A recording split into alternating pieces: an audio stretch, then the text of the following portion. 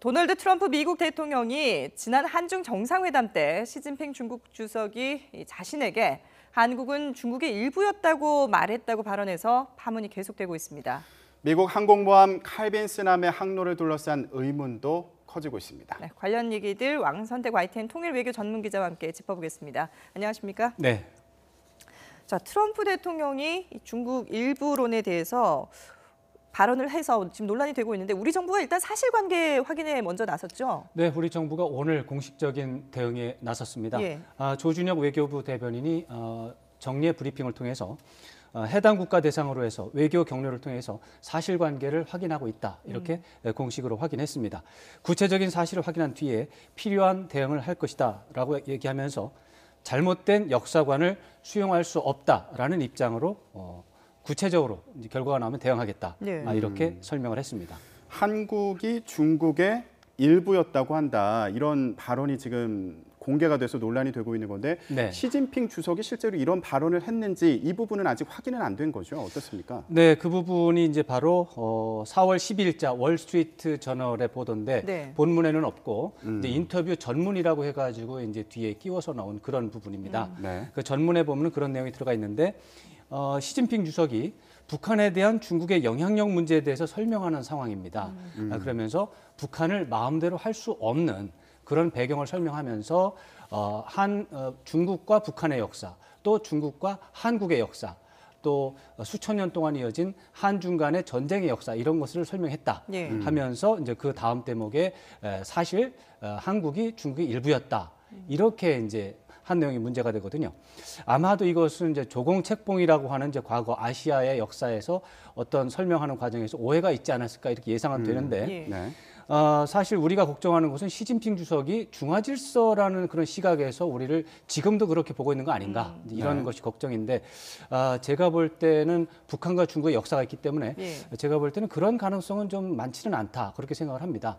중국과 북한은 1920년대부터 굉장히 다양한 여러 가지 긍정적인 부정적인 경험을 하면서 그야말로 어떻게 보면 대등한 혈맹 관계를 유지를 해온 그런 특성을 가지고 있습니다. 예. 그런 역사를 알고 있는 시진핑 주석이 중화 질서 속에서 한국을 그야말로 옛날에 자기 뭐 속국처럼 생각하는 것은 좀 그러지는 않을 거라고 생각하는데 예. 트럼프 대통령이 써놓은 걸 보면은 한국은 중국의 일부였다라고 표현이 나오기 때문에 예. 이 부분은 좀 정리가 필요한 상황입니다. 그러니까 말씀하신 것처럼 뭐 글쎄요 시진핑 주석의 의도라든지 뭐 의중은 저희가 아직까지 확인을 해볼 수는 없습니다만은 네. 문제는 이걸 받아들이는 트럼프 대통령의 입장 아니겠습니까? 그것도 문제입니다. 예. 이게 그야말로 이제 나라가 지켜야 될 여러 가지 중에서 안전 보장 도 필요하고 경제 번영 필요하죠.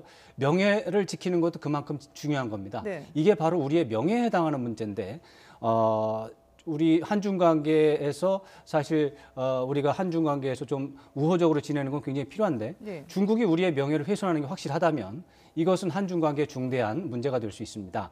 그리고 말씀하신 것처럼 한미 동맹에도 문제가 되는 게 한미 동맹도 역시 신뢰를 기반으로 하는 정확한 상호 이해를 기반으로 해야 되는데 미국의 대통령이 우리에 대한 이해가 이렇게 잘못됐다면 이것도 문제가 됩니다. 네. 그래서 지금 현재 안타깝게도 우리 이제 대통령이 지금 고리 상태에 있기 때문에 이제 권한 대행이 있지만 차기 대통령이 들어와서 이런 것들을 좀 시급하게 처리를 해야 되겠습니다. 네. 사실 트럼프 대통령이 당선된 것이 지난해 11월 초인데 지금 6개월이 지나간 상황입니다.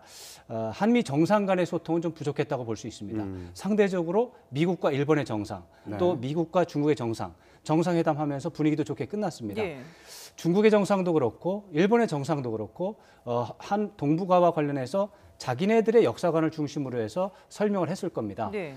우리의 입장을 설명하는 부분이 아직 이루어지지 않았기 때문에 이런 부분들은 안타깝지만 지금은 좀 어려움이 좀 있고 차기 대통령이 당선이 돼서 새로운 정부가 꾸려지면 가장 시급하게 해결할 과제가 되겠습니다. 네.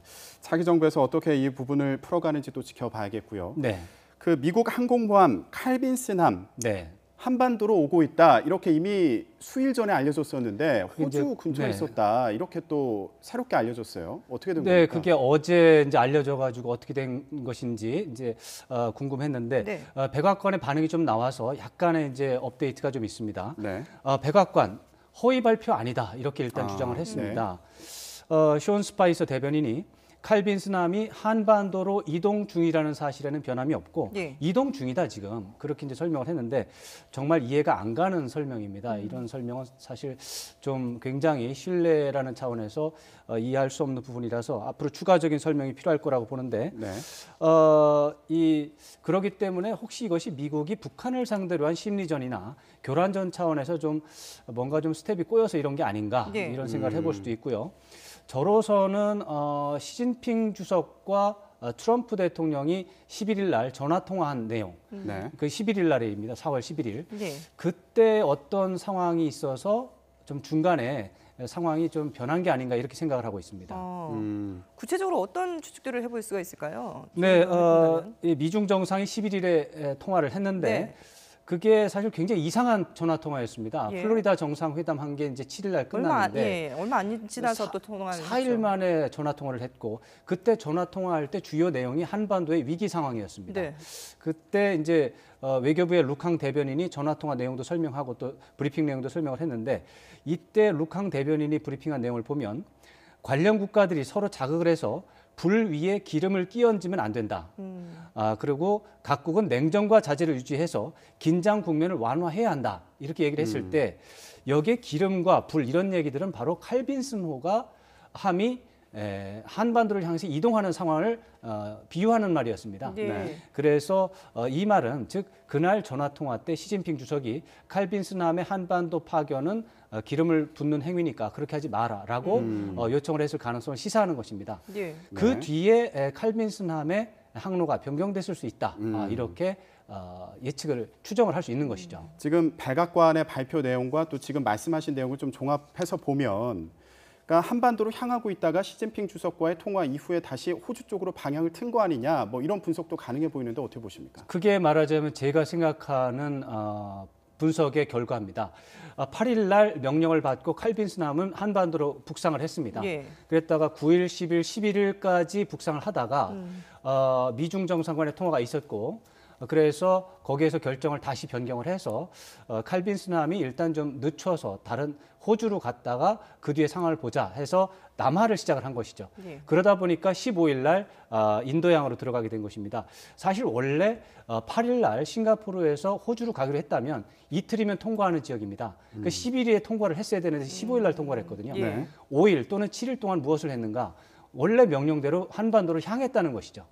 향했다가 중간에 어떤 사정의 변경이 생겼다. 그것이 예. 이제 트럼프 대통령과 시진핑 주석의 전화 통화라고 생각을 하는 것이고, 그래서 호주로 갔다가 지금 이제 알려지게 된 이후에 문제가 생기니까 다시 또 한반도로 보내는 그런 상황으로 볼 수가 있습니다. 이렇게 본다면 처음부터 이것을 사기를 치려고 했던 것도 아니고 중간에 어떤 사정의 변경이 생겼는데 그것을 설명하는 과정에 스텝이 좀 꼬였다 이렇게 볼 수가 좀 있겠습니다. 네. 그런 그 어떤 변화된 상황이 중국의 요청이라는 부분이 좀 걸리긴 하는데요. 근데 지금 미국의 그 어떤 메시지 관리 문제가 계속해서 좀 반복되는 경향이 있는 것 같은데 이거는 왜 그런 걸까요? 네, 굉장히 실수 많이 예. 나오고 있습니다.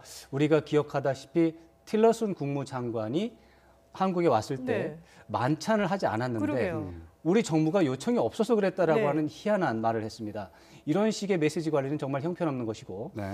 또 그 사드 배치 문제를 차기 정부가 결정한다라고 하는 백악관 수행원 보좌관의 설명도 네. 현실적으로 그렇게 되실 수가 있지만 그런 것이 알려지는 것은 메시지 관리에 실패한 겁니다. 네. 이번도 사실 메시지 관리에 실패한 중대한 사례에 해당을 하는데 이런 것들은 기본적으로는 트럼프 대통령의 개인 특성이 좀 반영이 됐다라는 생각이 좀 들고요. 네.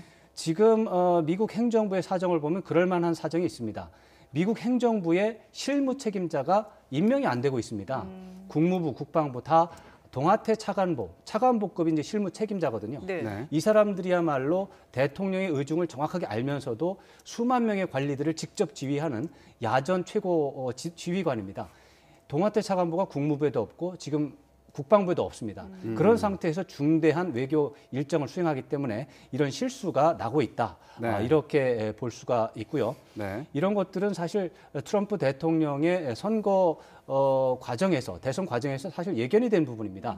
공화당에서 굉장히 경력을 많이 쌓았던 공화당 성향의 전문가들 트럼프 행정부에 참여하지 않겠다라고 선언을 했습니다. 네. 네. 이 사람들이 50명, 100명이 넘습니다. 그 사람들이 다 차관부 후보들인데 이 사람들이 참여를 하지 않겠다고 했기 때문에 그 사람들 빼고 찾다 보니까 지금 실무 책임자가 임명이 안 되고 있는 것이죠. 네. 그래서 이런 일들은 안타깝지만 앞으로도 당분간 계속이 될 거다. 이렇게 예상을 해야 되겠습니다. 네, 저희가 칼빈 쓰나미 한반도로 실제로는 오지 않고 있었다 이 부분에 대해서 얘기를 했었는데 사실 그 소식이 알려지고 나서 한반도의 긴장감이 높아진 상황이거든요. 그렇죠. 네, 이런 상황에서 트럼프 대통령이 북한에 대해서 유화적인 발언을 했다 이런 소식이 있어요. 이거는 무슨 그렇습니다. 내용입니까? 이것도 메시지 관리의 일관성 부족이라든가 이렇게 이해를 할 수 있는 부분인데 굉장히 특이한 내용입니다. 트럼프 대통령이 이제 그 현지 날짜로 어제 날짜로 위스콘신 지역 텔레비전과 인터뷰를 했는데 한반도 문제, 이제 김정은이 평화를 얼마나 원하는지 관건이다.